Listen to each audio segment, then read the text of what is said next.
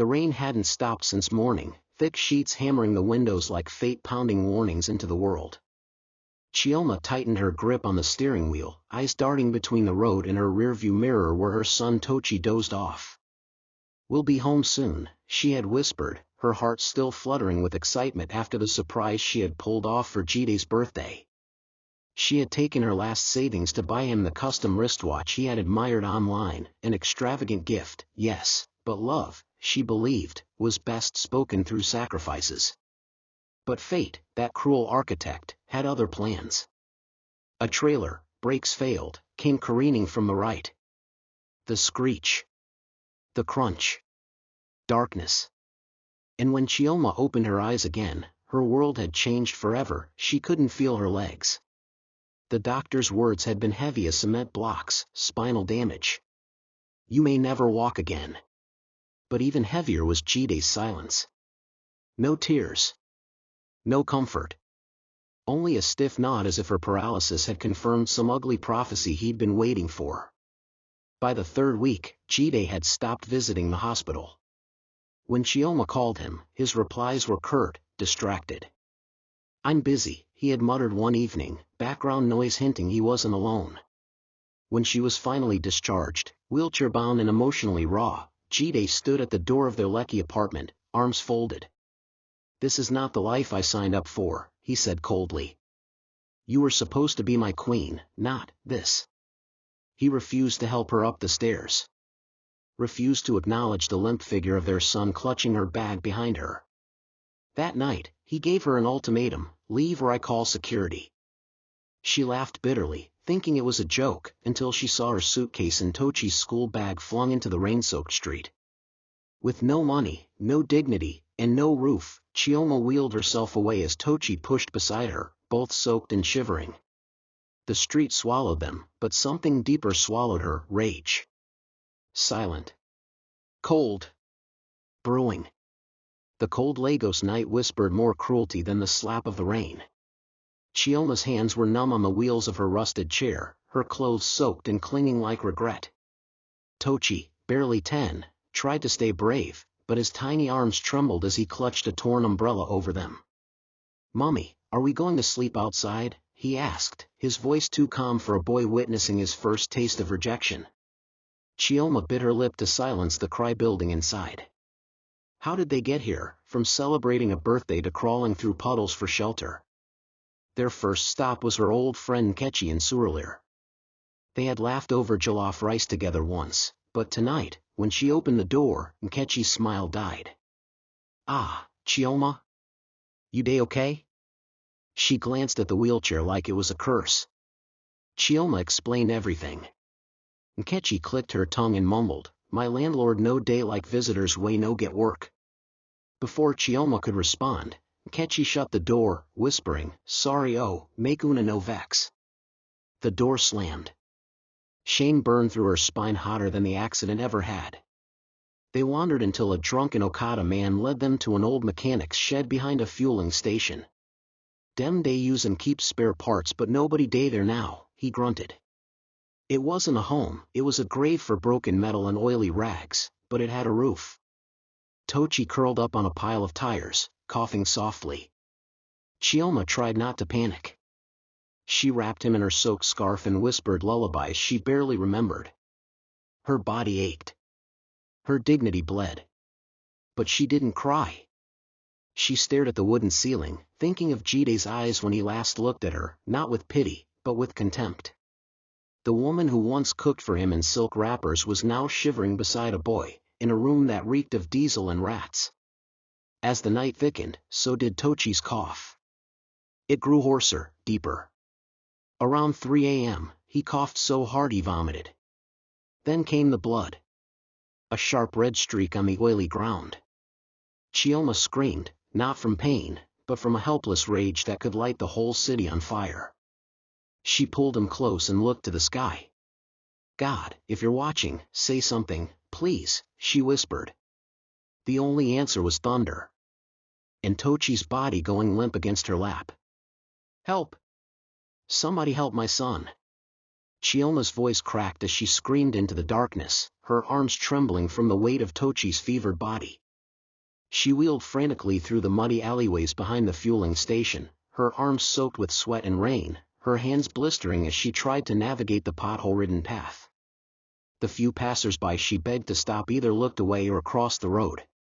One even muttered, "Crippled day bed with Pekin now, nah scam."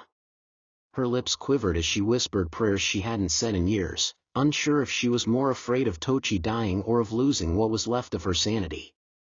At the corner of the street, she spotted a small chemist shop just opening for the day. The attendant, a tired-looking boy barely older than a secondary school graduate, shook his head as she pleaded. "Auntie, I fit give him paracetamol, but wetney need pass my hand. Try General Hospital." The word hospital echoed in her ears like thunder. Hospitals meant money. Money meant G-Day. And G-Day meant pride swallowed whole. She didn't have time to think. She wheeled back to the shed, held Tochi close, and whispered, "Hold on for me, baby. Just hold on." Then she did what she swore she'd never do again, she called G-Day. The phone rang twice, then went to voicemail. She called again. On the fourth ring, he picked. "What?" His voice was groggy. She didn't have time to explain. "Tochi, he's not breathing properly. Please, help us." There was a long pause. Then his voice dropped, colder than she ever remembered. "You should have thought about that before you ruined my life. Don't ever call me again." He hung up. Chioma stared at the screen, her vision blurry, her heart an inferno of disbelief. She screamed so loud it scared the nearby birds from a tree. Just then, a hand touched her shoulder gently. She turned and saw him, the stranger from across the street. His beard trimmed, a small scar above his brow, eyes that looked like they'd known pain. He didn't speak. He just picked Tochi up gently from her lap and said, "Follow me." Chioma hesitated. Was he a kidnapper? A trafficker? But in that moment, fear took a back seat to desperation. She followed. And as they disappeared into the rising dawn mist, she knew this chapter of her life had only begun. Chioma didn't ask questions.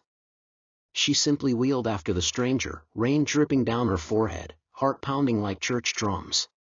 The man carried Tochi with unusual care, like someone who had done it before, not like a stranger but like a father. They took twists and turns through narrow alleys in Mushin, each one darker and quieter than the last. Chioma's suspicion simmered. What if he had evil intentions? What if Jide sent him to finish what he started? Just when she was about to scream and demand answers, the man stopped in front of a faded compound with high gates. He knocked twice. An old woman peeked out through the rusted bars. "Now who dey disturb me for this kind hour?" He answered softly, "It's me, Nana. Mama, a beg. Small boy dey sick." The gate creaked open, and they entered a compound that smelled of rain, time, and age. Inside was a sparsely furnished room, clean but old, with a mattress on the floor and candles lit. He laid Tochi down, wiped his forehead, and checked his pulse like a nurse. Chioma's eyes widened. "Who are you?" she finally asked, her voice sharp with suspicion. He looked up and simply said, "Someone who has made enough mistakes to know what it means to be ignored." Tochi began to stir, coughing weakly. Nana brought out a small pouch and pulled out an inhaler and some medication. "I used to be a paramedic before life happened," he said with a sad smile. "He'll be okay. He just needs sleep and warmth." Chioma bit her lip, half grateful, half afraid. "Why are you helping us?" she asked. Nana leaned against the wall, arms crossed. "Because I saw myself in your boy. And I saw my mother's strength in you." He left the room and came back minutes later with hot water and bread. Chioma took it but couldn't eat. As Tochi slept, she stayed awake, watching Nana from the corner of her eye. He didn't ask for her name. Didn't touch her. Didn't stare. He simply sat quietly, listening to the rain. The calm unnerved her. Around 4 a.m., she finally dozed off. But by 6 a.m., she woke up to find a folded note beside her bag. Written in neat, slanted handwriting, "You are not alone. Stay strong." He will regret it. No name. No sign of Nana. The gate was ajar. Chiyoma's heart thudded. Was he even real? And then she noticed something else. Tucked inside her bag was a brand new burner phone. Switched off. Clean. Waiting. The screen lit up without a touch. One new message: watch this video and decide what comes next. Chiyoma stared at the burner phone in her hand, its screen glowing faintly against the morning haze filtering through the cracked window. The message blinked: watch this video and decide what comes next. Her thumb trembled over the play button. The curiosity wrestled with fear. Who sent this? Nana? Was it a trap? Or was it something she needed to see? She finally pressed play. The screen flickered, revealing a dimly lit room, and then Jide's unmistakable voice filled the silence. He was laughing, deep, arrogant, confident. Sitting beside him was a light-skinned woman in a silk robe, his new mistress, Chiyoma assumed. She really thought I'd keep pushing a cripple in a wheelchair for the rest of my life? Jide said, swirling a glass of wine. I'm a Lagos big boy now, a beg. I only married her because her uncle helped me land that Unilag contract. The woman giggled, twirling her braids. So you just dumped her like that?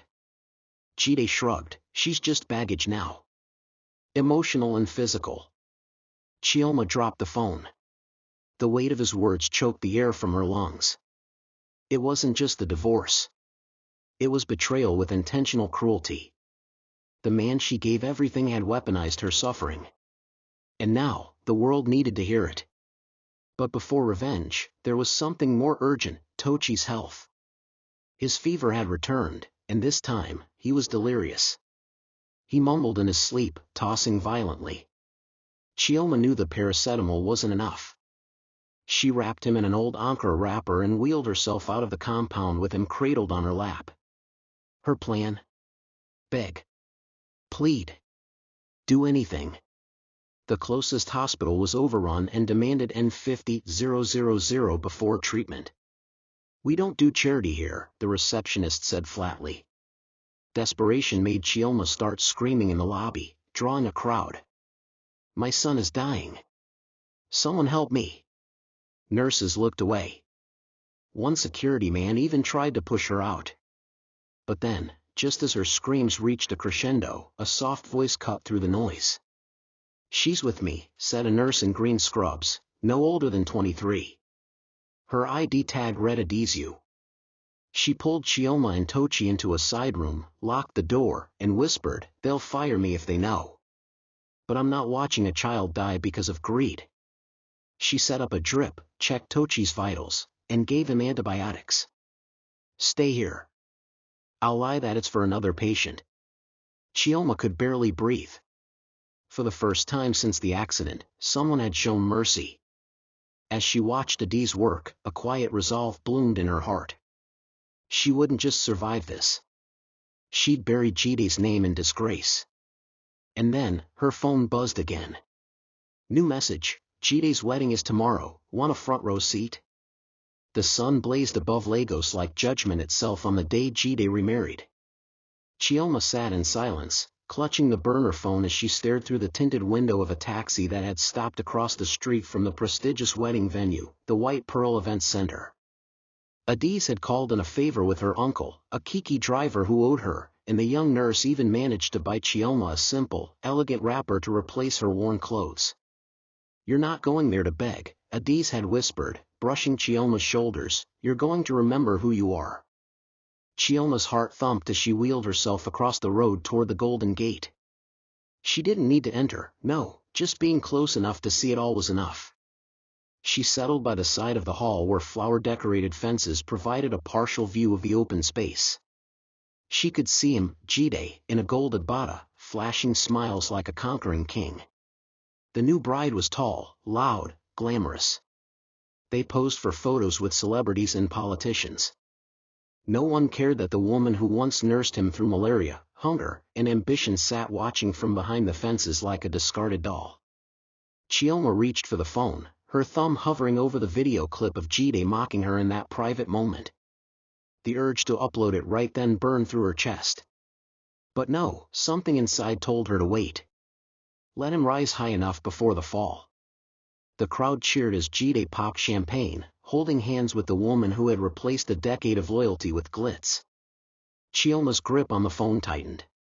Her son was still in a hospital cot, barely breathing properly, and this man danced like he'd never wrecked a home.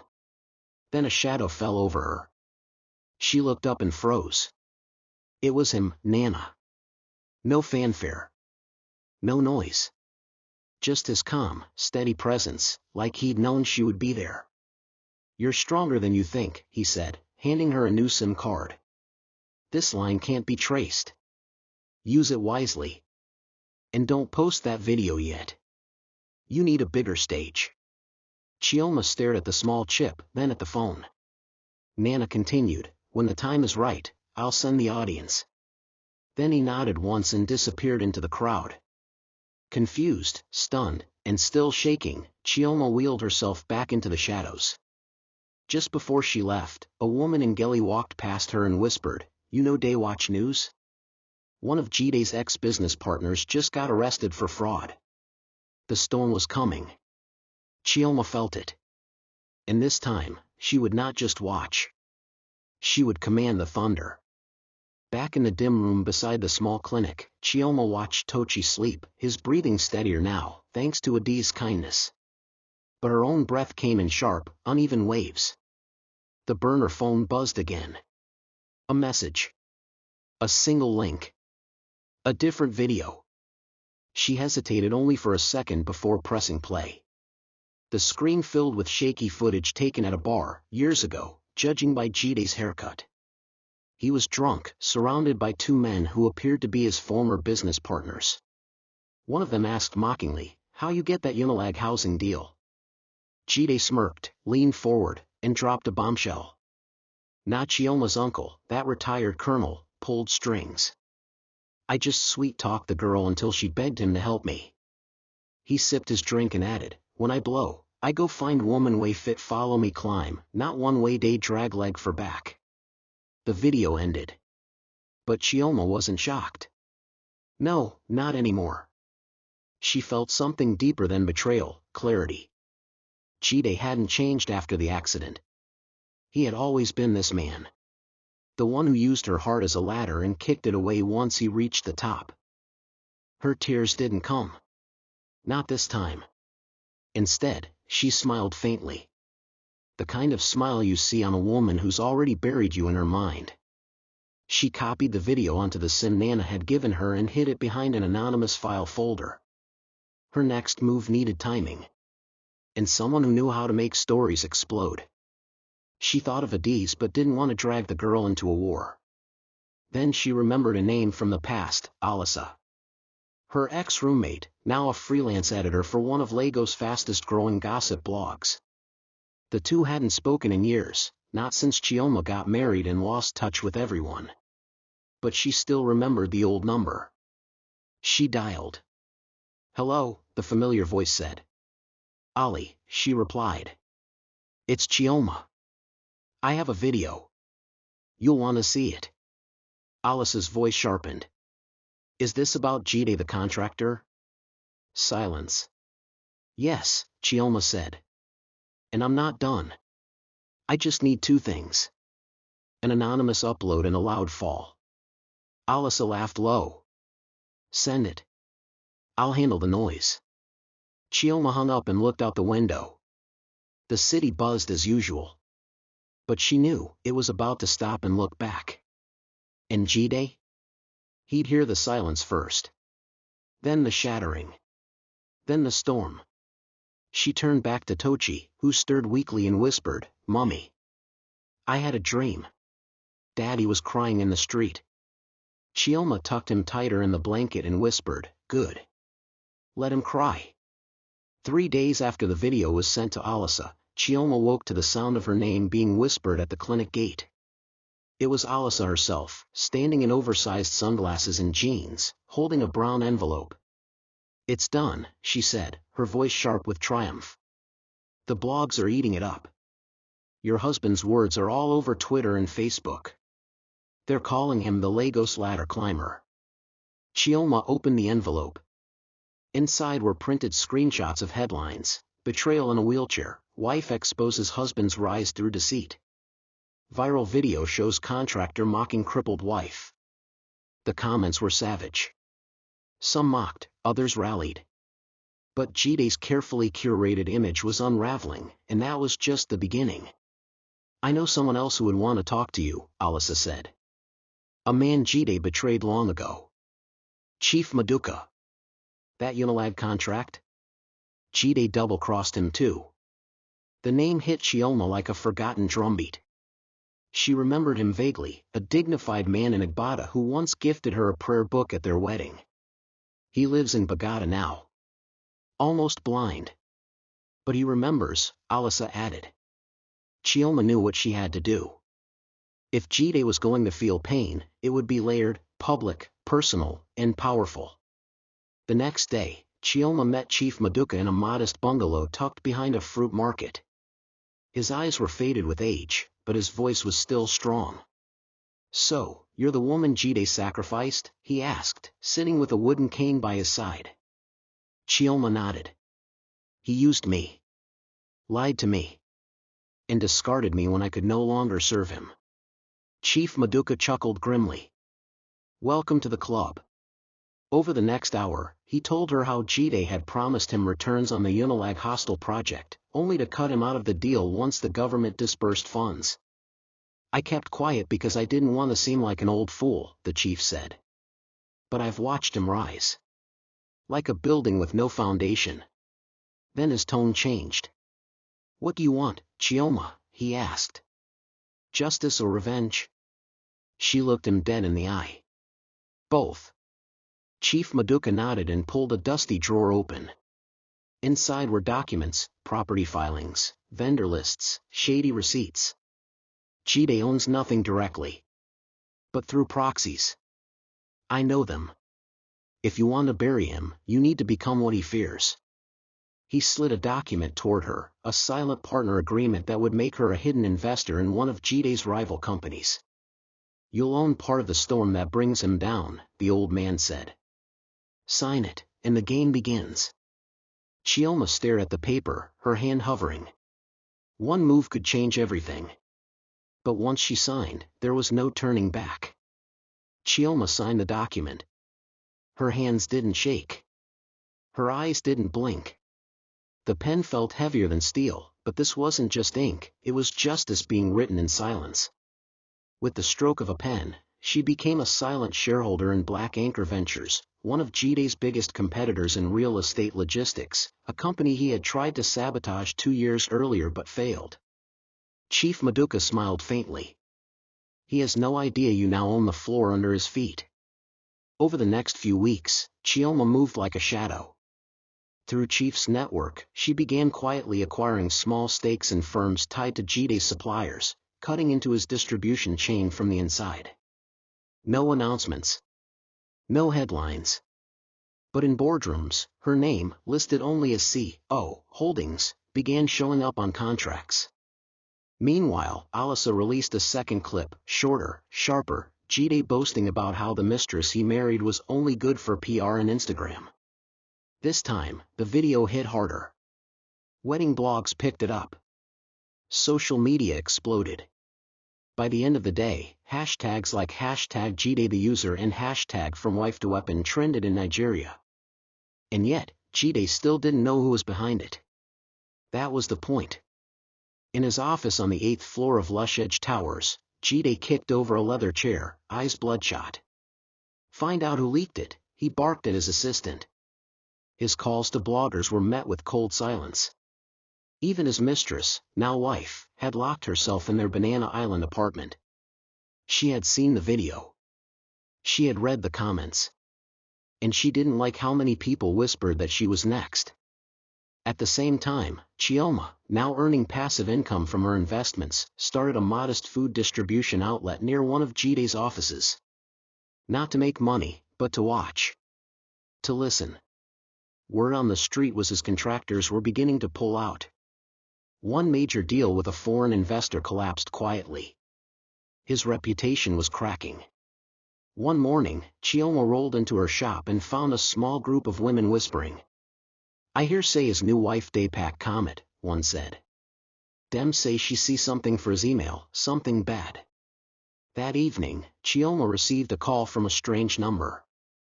The voice on the line was jittery, breathless. "Madam, a beg. I be Jiday's driver. I know fit keep quiet again. The man dey plan something evil. And it concern you and your son. Can we meet?"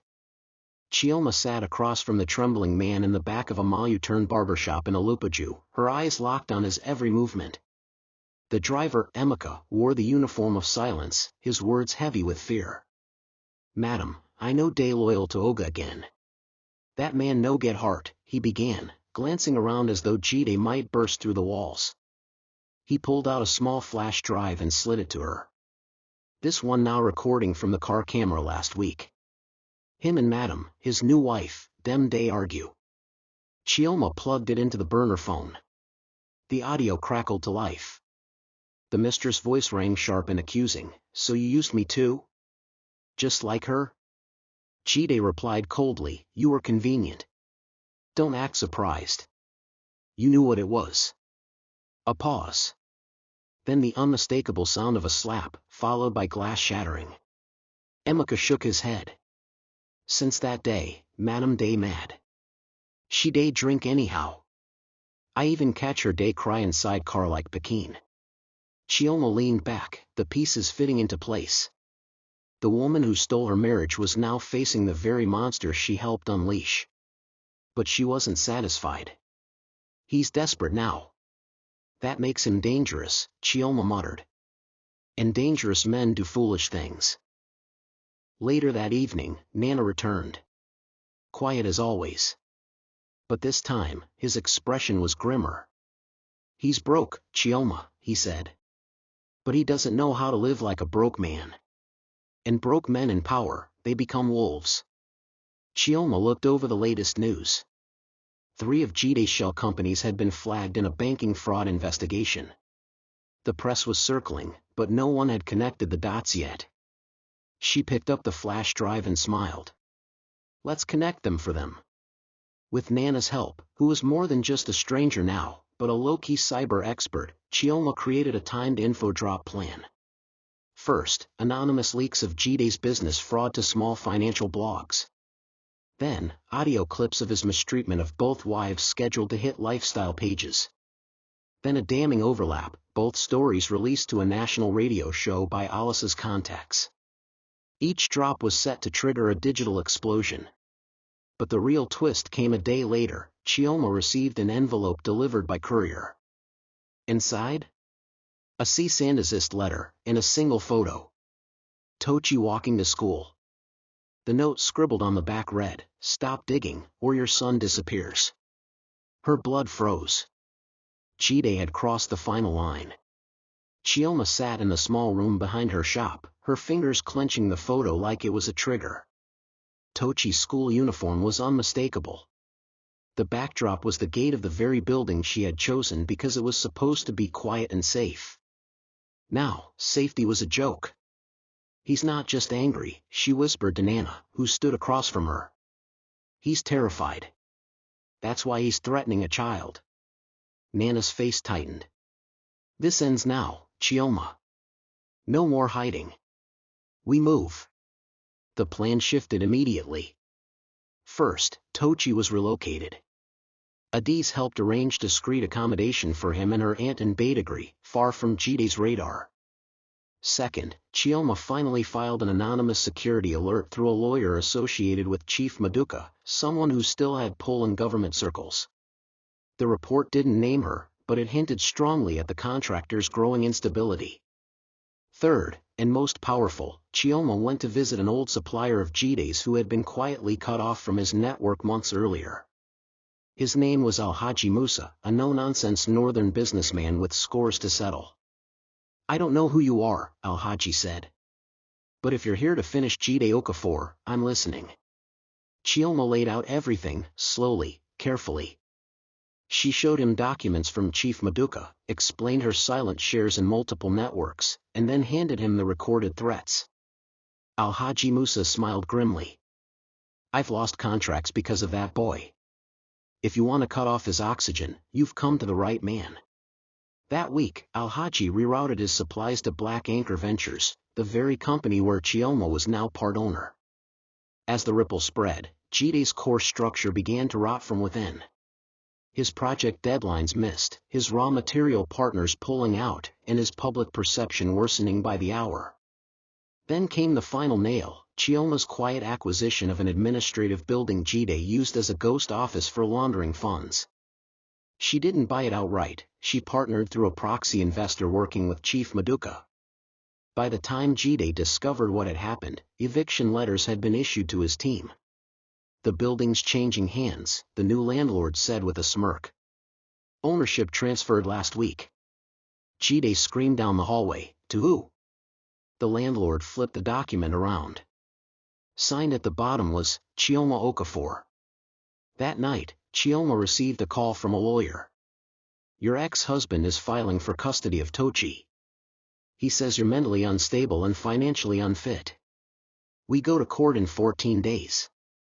Her lips twitched into a calm smile. Let him come. This time, he'll crawl out with nothing. The courtroom was packed. Not with spectators, but with tension. Even the walls seemed to be holding their breath. Chioma sat in her wheelchair, dressed in a plain navy blue wrapper and blouse. Her hair was tied back neatly. Beside her stood a female lawyer provided by one of Chief Maduka's quiet allies, sharp, seasoned, and calm like a surgeon with words. Across the aisle sat Jide in a tailored black suit, flanked by two lawyers and the same woman he had married, now dressed in a dark gown and shades, refusing to look up. The judge entered and glanced over the files. This case concerns the custody of Master Tochukwu Okafor. The petitioner claims the respondent is mentally unstable, financially incapable, and living under dangerous conditions. Jide's lawyer rose dramatically, painted Chioma as a broken woman who wandered the streets, raised a child in a mechanic shop, and associated with criminals. Chioma didn't flinch. She watched, absorbing every lie like dry ground drinking water. When it was her turn, her lawyer stood. We're not here to deny her struggle, she began, her voice clear. We're here to show the court who never stopped fighting for that child. And who nearly killed him, by abandoning him and his mother. The judge turned to Chioma. Do you wish to speak for yourself, Madam Okafor? The courtroom hushed. Chioma wheeled herself to the front and looked Jide dead in the eyes. When I was crippled in that accident, my husband left me in the hospital and never looked back. When I begged for help as our son coughed blood, he hung up on me. When we had nothing, I crawled for water so my son could drink. And now, he wants to paint himself as a savior? I didn't just survive, I built a life again. For my son. Without pity. Without him. A few people gasped. Even the judge adjusted his glasses. Then, the final move. Chioma's lawyer called in a surprise witness, Nurse Adis. She entered, holding a file, and stood firm. I treated the boy when no one else would. I watched that woman beg. I saw her fight. And I heard her son cry for his mother, never his father. The final blow came when Alice's team presented proof that Jide had sent threats, via phone tracking, and photographs of Tochi taken without consent. The judge reviewed the evidence, and the silence became heavy. Finally, he spoke. This court finds the petitioner's claims unfounded, malicious, and dangerous. Full custody remains with Madam Chioma Okafor. Petitioner is fined for emotional harassment. As Chioma turned to leave, her eyes locked with Jide's. No hatred. No words. Just a stare that said, you just lost everything that mattered. Jide's world began to implode, first in whispers, then in thunder. After the custody verdict, photos from the courtroom circulated online. Blogs titled them The Woman He Threw Away Won in Court and From Wheelchair to Warrior, Chioma Stands Tall in Courtroom Showdown. His face became a meme overnight. Investors who had once bragged about shaking hands with him started to ghost him. One major developer from Dubai sent a formal withdrawal letter, citing concerns over character and pending investigation leaks. His mistress, now wife in name only, left their Banana Island home without a word. Jide came back one night to find her wardrobe empty, her side of the bed untouched. She left a simple note: "The same fire you used to burn her is now climbing your roof." He tore it apart. In his office, two top engineers handed in resignation letters. "Sir, with all due respect, we can't afford the public stain. It's affecting our personal clients." His emails went unanswered. His calls ignored. Then came the notice from the Lagos State Infrastructure Board: 3 of his ongoing projects were being re-evaluated due to ethical concerns. Jide sat at his desk, surrounded by silence. The empire he built through lies, deceit, and stolen loyalty was collapsing like a rotted foundation under too much weight. Meanwhile, Chiyoma's shop had grown into something more than just a business. It became a symbol. Women began stopping by just to greet her. Some brought their children. Others brought food. They called her Madam Strong. Nana kept watch, silently ensuring safety without making a scene. One afternoon, Chiyoma sat outside sipping warm zobo, her son playing nearby with new school shoes on his feet, when a luxury car pulled up quietly. Out stepped Jide. Alone. No guards. No driver. His suit was wrinkled. His eyes sunken. He walked slowly up to her, past the stares of curious onlookers. Chiyoma didn't flinch. "I just came to talk," he said softly, his voice stripped of arrogance. "Everything is gone. They've frozen my accounts. I'm under investigation. I need help." Chiyoma raised an eyebrow. "You need help?" He nodded, shamefully. "You were right. About everything. I didn't see your worth until the world turned its back on me." She leaned forward, her voice calm and low. "I was always your greatest asset. But you mistook me for baggage." She paused, then whispered, "And now, you want to lean on what you tried to destroy." Jide looked at her, eyes wet. "Please, help me." She stood slowly, wheeled closer, and said, "I'll meet you. One last time. Tomorrow. But this time, you'll come to my table, not as a husband, not as a man, but as someone who finally knows what it means to be broken." The restaurant was quiet, exclusive, and ironically, one of the same upscale places Jide once brought his mistress to flaunt his wealth. This time, he entered alone, not with confidence but with caution. He wore the same designer shirt from weeks ago, now looking slightly faded. He scanned the room and saw her, Chiyoma, seated at the farthest table, dressed in a deep emerald blouse and wrapper, her posture tall even in a wheelchair.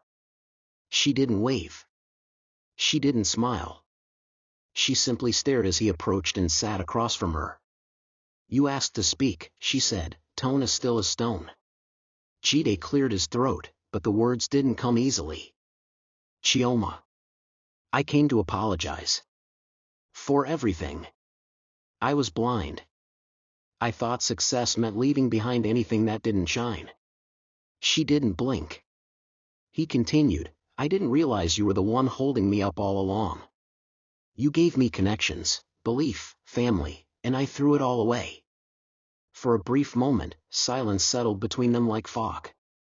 Then Chiyoma reached into her bag and pulled out a document. She slid it across the table. "This is my final word," she said. Jide opened it, and froze. The document was a legal summary from the Board of Corporate Affairs and Internal Revenue, proof that she now held majority shareholder status in Black Anchor Ventures, the company currently absorbing all his lost suppliers and contracts. Beneath it was another document, her indirect ownership of the administrative building he once used to funnel client funds. And below that? A small clause, that should he file bankruptcy, Chiyoma Okafor's holding company had the right of first refusal to acquire any salvageable assets tied to his name. "You said you wanted to talk," Chiyoma said, voice unwavering. "I wanted to show you that I didn't just survive. I studied. I learned. I moved silently.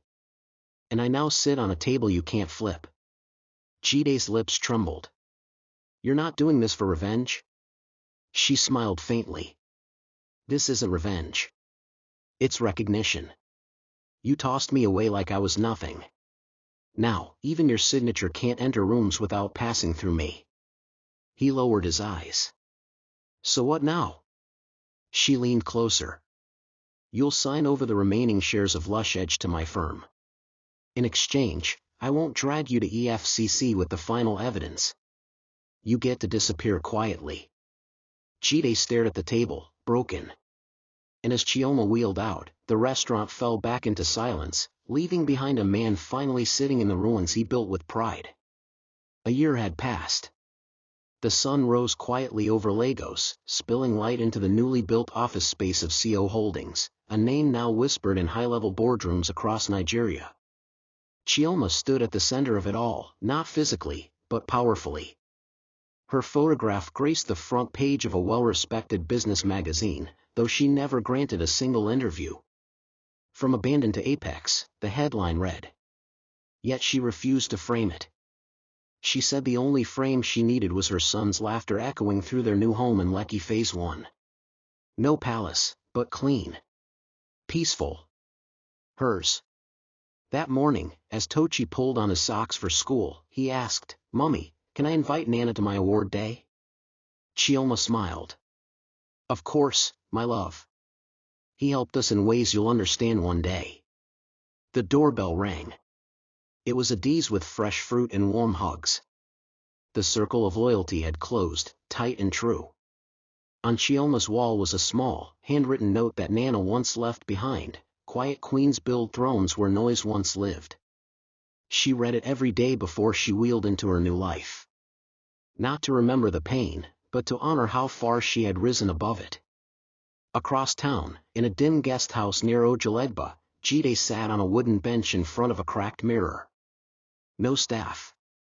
No driver. No office calls. His name had become a cautionary tale, a lesson for every man who tried to rise by stepping on the back of the woman who built the ladder. He occasionally walked to a small kiosk nearby, but even there, people whispered behind his back. His new wife never returned. She remarried a Ghanaian executive and erased every trace of Jide from her life. When he passed Chioma's shop, which had now grown into a community business hub, he never went in. He watched from across the street, unseen, unspoken, forgotten. That afternoon, Chioma and Tochi took a walk down the beach. He ran ahead, his laughter like waves in the air. Chioma rolled slowly behind, the sunset bathing her in gold. She didn't cry anymore. She didn't look back. She had not only survived the crash, she had built a runway from the wreckage.